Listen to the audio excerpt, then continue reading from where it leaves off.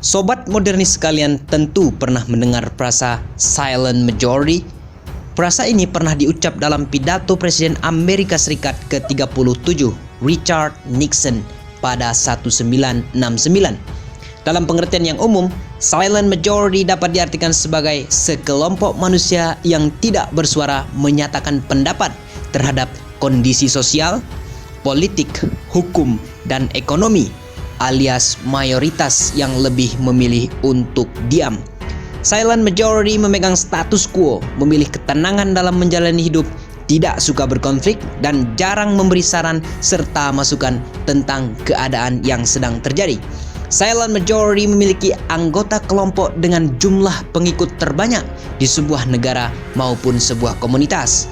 Kehidupan mereka yang pada posisi netral menjadi komoditas yang sering diperebutkan karena digunakan dan juga dibawa-bawa untuk tujuan kepentingan-kepentingan tertentu.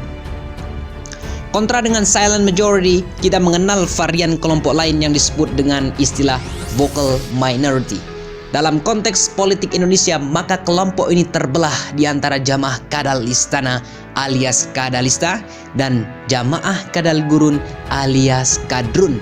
Dua kelompok ini sering menunjukkan eksistensi di dunia maya juga di dunia nyata.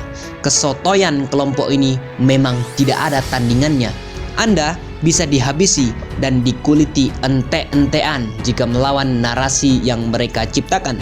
Dalam dunia permedsosan tanah air, kelompok ini seolah-olah paham dalam segala hal, meski kebodohan dan kekonyolan serta kegoblokan natural sering diperlihatkan.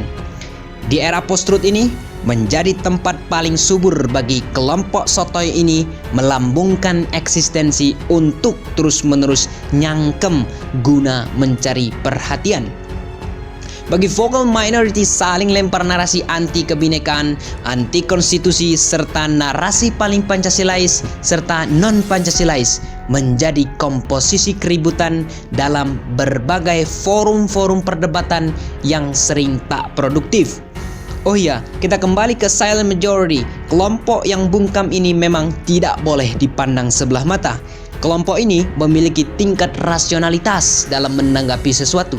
Sikapnya yang tenang dan tak banyak mengeluarkan suara membuat kelompok ini dicap sebagai kelompok semau gue, tidak peka dengan realitas dan kadang hanyut dalam zona nyaman serta menghindar dari kerasnya konstelasi politik yang juga melelahkan.